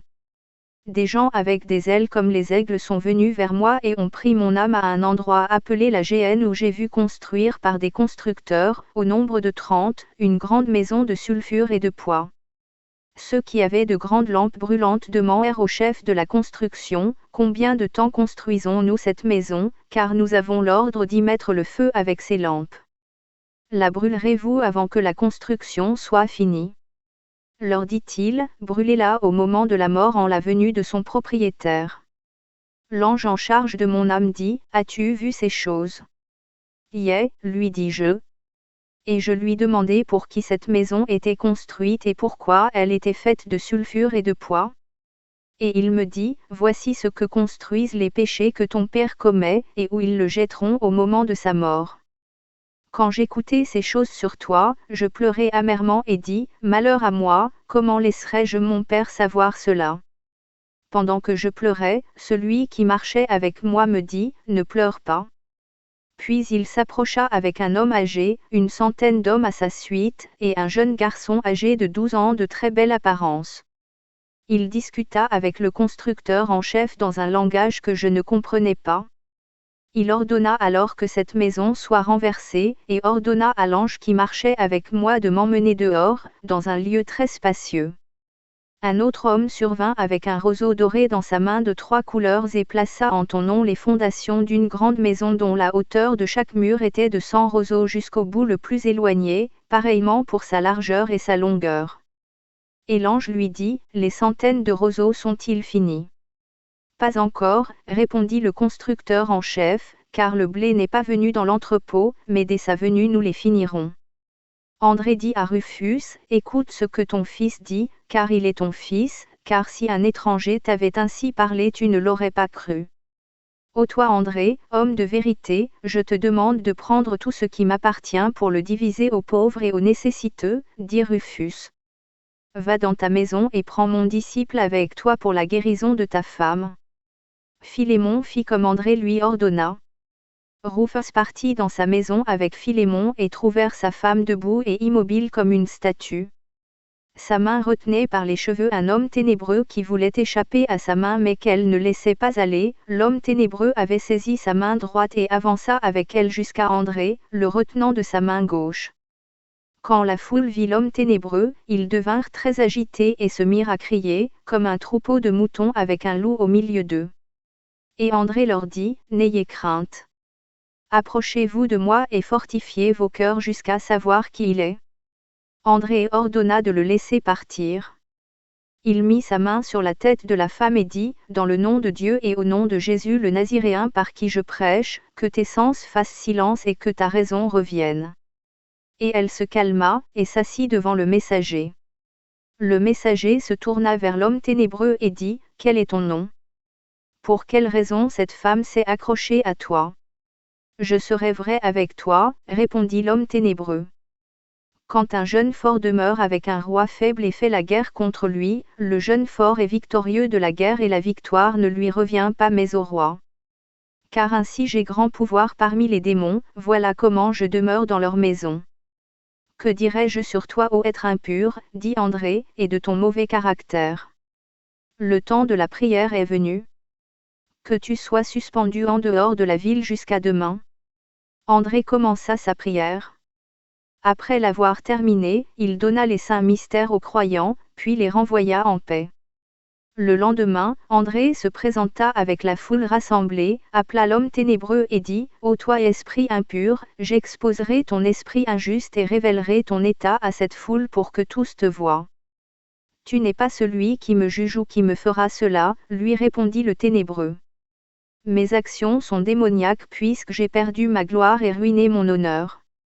Ô être impur, lui dit André, être injuste, as-tu de l'honneur? Tu dis injustement que je suis ténébreux, tu ne sais pas d'où vient ma nature. Malheur à moi si ta volonté est de montrer à cette foule qui je suis. Qui me sauvera de qui je suis? Reste calme et abstiens-toi de parler, lui dit André, sauf pour dire à cette foule qui tu es. Mon nom est Megaane, je suis un des 200 anges envoyés pour voir la terre et quand nous l'avons vue nous nous sommes rebellés et l'avons perturbée. Et nous ne sommes pas revenus vers celui qui nous a envoyés, dit-il. Ta plaie est grande. Ton malheur et ta honte retombent sur toi, car ton arrogance sera ta ruine. Dans le nom Jésus le Seigneur Messie, fuis vers la géhenne et ne te remontre plus jamais. Et dès cette heure, personne ne le revit plus. Le gouverneur Rufus dit à André, me laisses-tu distribuer tous mes avoirs aux pauvres et aux nécessiteux? Il apporta tous ses avoirs à André et les distribua comme il avait dit. Quand le roi apprit les nouvelles que le gouverneur Rufus avait distribué ses avoirs entre les pauvres et avait résigné de son poste, qu'il ne surveillait plus aucun citoyen, ni ne jugeait plus entre eux, il dit, il faut que je juge par moi-même ce que j'ai fait par ignorance. Voyant que le roi désirait sa ruine et sa mort, Seleucus le vizir du roi le supplia d'y renoncer et lui dit, s'il est parti avec l'homme bienveillant, un des servants de Dieu qui fait des miracles, tu ne peux rien contre lui. Mais écris que s'il devient dévot de cette croyance, qu'il livre tous ses avoirs et les mette dans le trésor du roi. Il écrit des lettres qui furent envoyées au gouverneur Rufus mais il ne fut pas trouvé dans sa demeure et les messagers furent envoyés où il était avec André qui enseignait un nouvel enseignement, non celui des Romains. Quand ils arrivèrent dans la rue de la ville, ils trouvèrent André et Rufus en train de chasser un démon hors d'un homme possédé depuis 70 ans. Les envoyés du roi crurent en Dieu quand ils virent cette merveille. Ils remirent les lettres à Rufus et quand il les lut et comprit que tous ses avoirs seraient transférés au trésor du roi, André rit et dit à Rufus, « Ton cœur est-il triste parce que le roi prend tous tes avoirs ? Tu sais où est mon cœur, dit Rufus. Je ne me séparerai pas de toi quel que soit l'endroit où tu iras. Quel besoin ai-je des choses qui périssent, qui rassemblent la destruction et y retournent ? Toutes les eaux retournent à la mer qui ne se remplit pas, et de l'estomac, tout va en poussière. » Alors qu'André conversait avec Rufus, une voix l'appela et lui ordonna de renvoyer l'assemblée et d'aller dans la ville qui était devant lui, sachant qu'il y avait une grande communauté pour lui et un noble et glorieux service. Quand il retourna dans la ville, il lui fut révélé qu'il y aurait pour lui des difficultés et une grande persécution par le roi à cause des messagers qui avaient cru. André bénit la foule et dit, « Que le Seigneur vous fortifie dans la juste croyance, vous et vos fils et vos filles, jusqu'à la fin suprême. » « Amen, répondit la foule. « Va en paix. Mais ne t'absente pas longtemps de nous parce que nous avons entendu la voix annoncer la grande persécution à venir sur cette ville par le roi à cause des messagers qui ont cru. » André fortifia leurs cœurs et dit, « N'ayez crainte, le Seigneur en qui vous avez cru est fort et il a pouvoir de vous en préserver. Comme il a dit, que vos cœurs soient fortifiés par mon nom et vous apprendrez que je suis avec vous et demeure en vous. » Puis il s'éloigna d'eux en paix. Gloire à Dieu, toujours et à jamais. Amen.